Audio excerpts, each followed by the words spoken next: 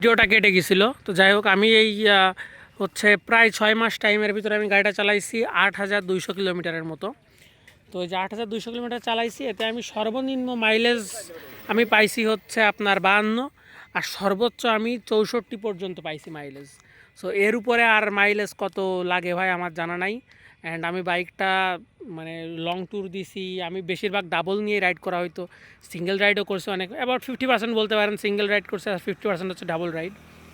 তো ওভারঅল আমি ভাই এক্সট্রিম নিয়ে অনেক স্যাটিসফাইড ছিলাম। ওইখানে সমস্যা বলতে আমি মেইনলি একটা সমস্যায় পাইতাম, মেজর সমস্যা, সেটা হচ্ছে স্টার্ট বন্ধ হওয়া। তারপরে সেটা ম্যানেজেবল ছিল, খুব যে স্টার্ট বন্ধ হইতো এমনটা না।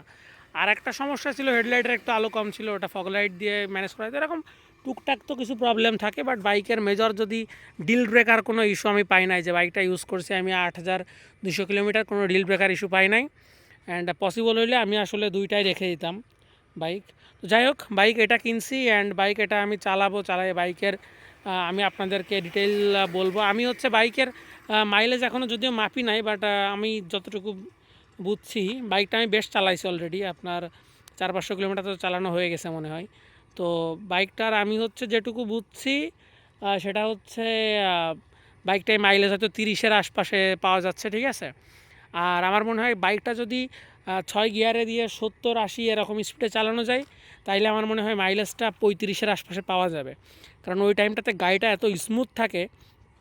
তো ওভারঅল গাড়িটা আমি আজকে হচ্ছে রিফিল করব, আবার রিফিল করে হচ্ছে আমি একটা মাইলেজের হিসাব করার চেষ্টা করবো এবার থেকে, যে মাইলেজ কত পাওয়া যাচ্ছে। যদিও জানি যে এই বাইকের খুব বেশি ইউজার নাই, এবং যারা কিনছে বেশিরভাগ শখ করে কিনছে, মাইলেজের চিন্তা তো কেউ করেই না। আমিও মাইলেজের খুব একটা চিন্তা করি নাই, কারণ আমি জানতাম যে এই বাইক কিনলে হয়তো মানে মাইলেজ যে কম দিবে এটা আমি জানতাম। তবে বাইক যে বাইকটা চালাইতে এত কষ্ট হবে এটা আমি আসলে বুঝি না, এটা বুঝলে আমি বাইকটা কিনতাম না, একদম সত্যি কথা বলতে যা। বাট তারপরেও এখন কিনে ফেলছি, কিছু করার নাই, চালাইতে হবে।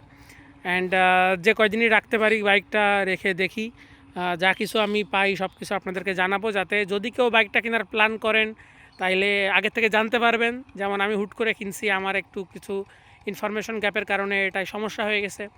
সো যারা বাইকটা কিনবেন তারা যাতে কিনে সমস্যায় না পড়েন, সেইগুলো আর কি যা আপনাদের সেভ করার জন্য আমি চেষ্টা করব, আমি যতটুকু পারি আপনাদেরকে আমার ইউজার যে পার্সপেক্টিভ সেটা আমি আপনাদেরকে জানানো।